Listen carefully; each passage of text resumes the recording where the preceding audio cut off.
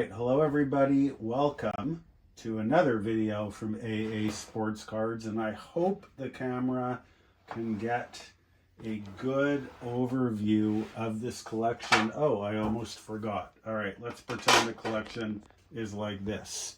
Okay, so the background on this consignment is it is an original collection from childhood. No one's mom threw it away. The cards that you're going to see in this video are exactly as the original owner purchased them as a kid, and then he stored them in these two exact boxes, which is why I kept these. Normally, when I go and pick up a consignment, and hello everybody, by the way. Normally, when I go and pick up a consignment, I bring, proper card boxes and things. But for the sake of this video, I wanted to capture it as this person kept his childhood cards from 1969 to 1972. And it's interesting because in the last video, I waxed poetically about cards like this. And are we getting glare there? I mean, this is sort of one extreme to another. On one hand, in the hobby today, we have these cards that are graded and encapsulated, and they're like pieces of art. This is a PSA 9. How amazing is it to hold in your hand a card this old in this kind of condition? I'm in heaven when people consign this and trust us to sell this for them. Equally though, I mean, this is now, oh, it's like Houdini. Now I can't get it off. Can't get out of the trap. Equally though, folks, I'm at home with cards like this. I mean, this is our bread and butter. This is how I think, as much as we would love to, and by all means want to keep selling PSA graded cards, this really is the foundation of the hobby. In my mind, this is my background. This is what I mean, I'm very comfortable in this world. And what I'm always trying to say to people is, yes, every third-party consignor in the hobby, in the business, wants to sell this card, including me, and that's great. But a lot of consignors don't necessarily want to sell this stuff, and this is where I can help you. So if you have ungraded, vintage, raw, in any condition, we are happy to sell it for you, as this gentleman has asked us to do.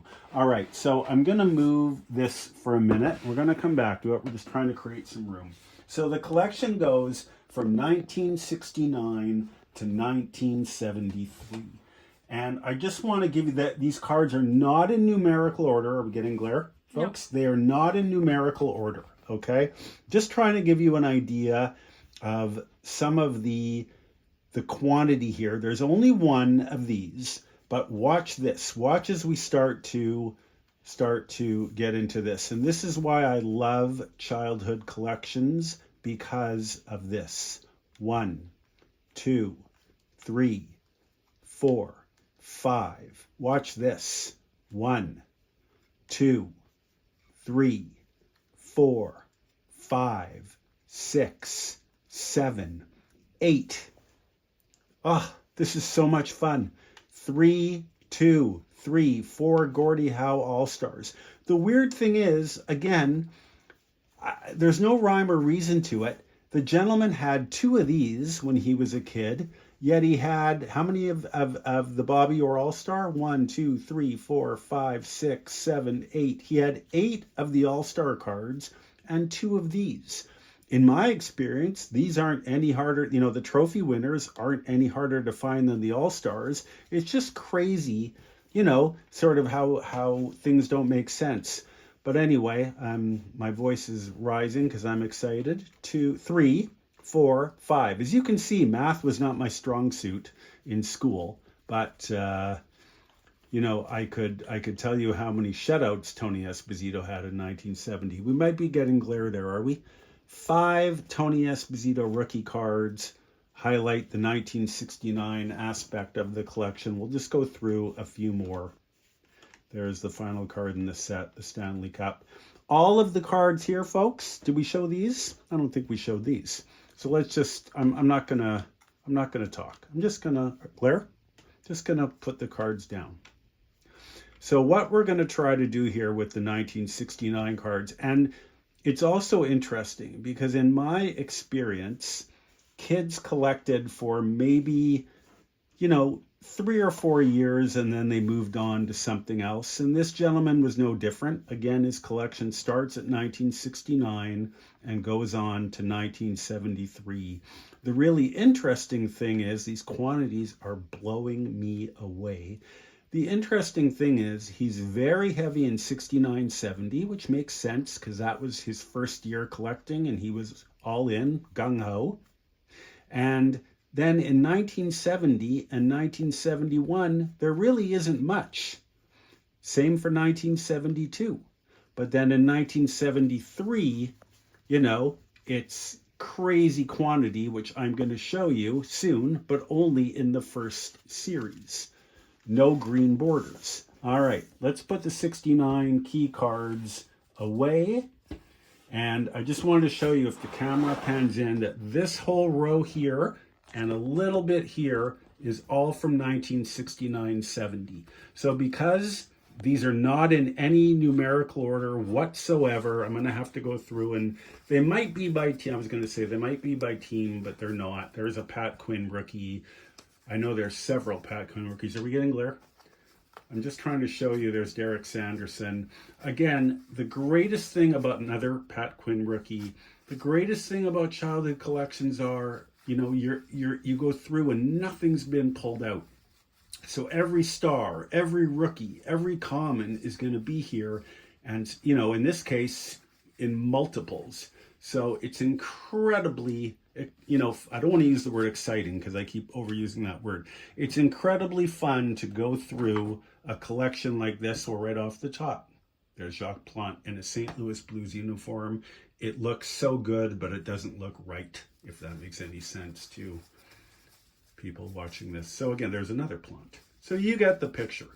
So the whole row here, this is all 69, 70. I believe we have very close to, if not, a full set from 1969, 70. Where am I here? I wanted to show 70, 71. I'm getting a little discombobulated. So let's go to 1971, 72. Out of the entire collection, folks, let's put this down. Out of the entire collection, I'm going to open this up. These are all 73, 74, 73, 74, all 73, 74, but only the red borders. There was not a second series card to be found. So, no Billy Smith rookie, no Larry Robinson rookie. But again, the interesting thing is just a small stack from 1971, 72. Only the first series, which is also interesting. So no Guy Lafleur and no Marcel Dion rookie, but we do have 2 Ken Dryden rookie cards. And unfortunately, one of the first questions I asked the consignor was, did you mark your checklists? And like most kids, he did. And again, this is why unmarked checklists from this year and previous to this year are so desirable, because what kid didn't mark his cards? Adding insult to injury, though, is I think maybe a mouse enjoyed a nice piece of a 1971-72 number 111. Too bad. But that brings up another point. Most childhood collections look like this. So for the most part, the cards in this collection are typically childhood cards. They're VG, VGX, better than some. I mean, again, tape mark there. So, okay, I'm happen to show a bad card. But for the most part, these are pretty good cards. Nice color and gloss. Again, some lesser, but most VG, VGX, which we are very happy and very comfortable to sell for you.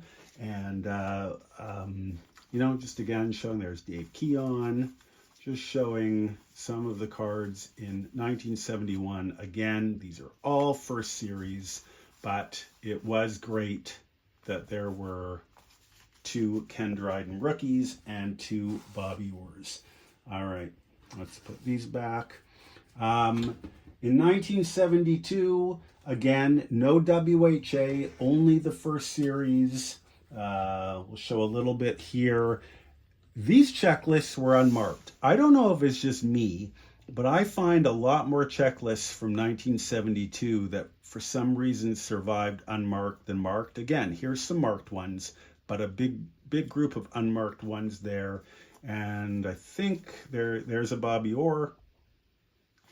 And we'll just keep, there's Ken Dryden, second year. There's Guy Lafleur, Esposito. So there's going to be lots of stars within the first series of 72, 73 in this group. Multiples, there's Jacques Plante. And finally, folks, we get to 1973, 74.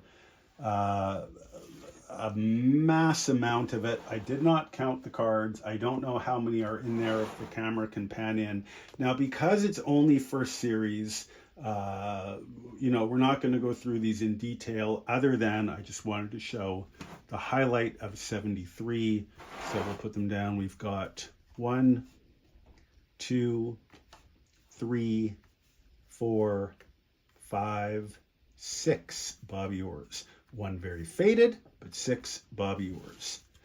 And the last thing I wanted to show in this collection, just because I love this stuff and I think it's in this box. Yes, okay.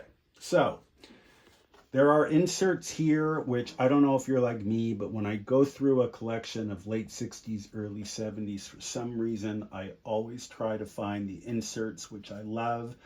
And I just want to show you what's here. They go up to about here. Okay.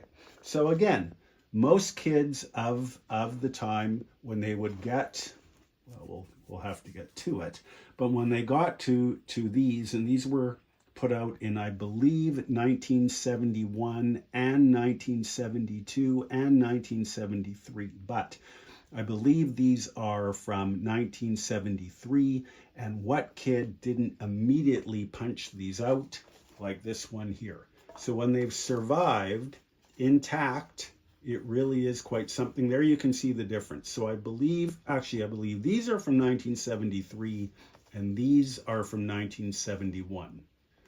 73 with the text, 71 without the text. Now, the big card, which I was hoping our consignor would have for his sake, was the New York Islanders or the Atlanta Flames from 1972.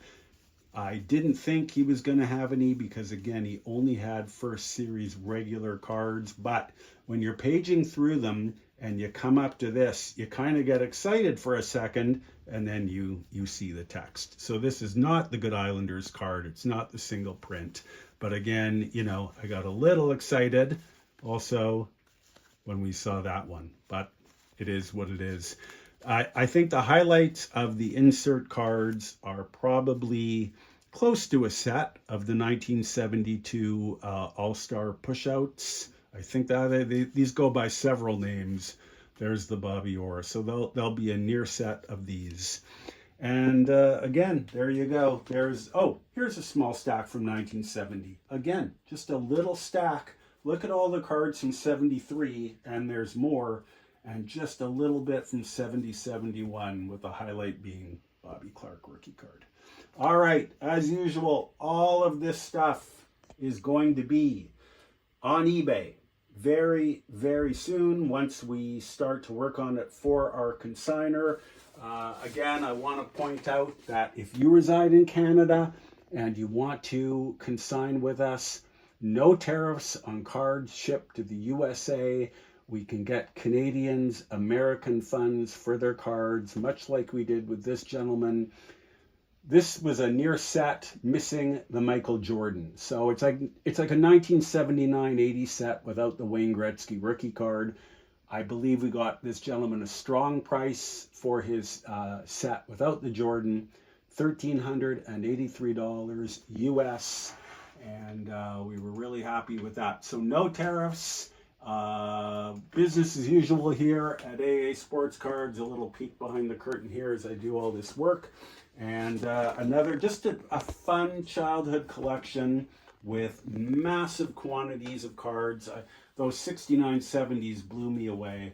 A lot of fun, and I appreciate this consignor reaching out to us to have him sell his collection for him. Thanks for watching, everybody. Lots more videos to come. We're busy, but I love it, and can't wait to make another one shortly. Okay, take care, everyone. Bye.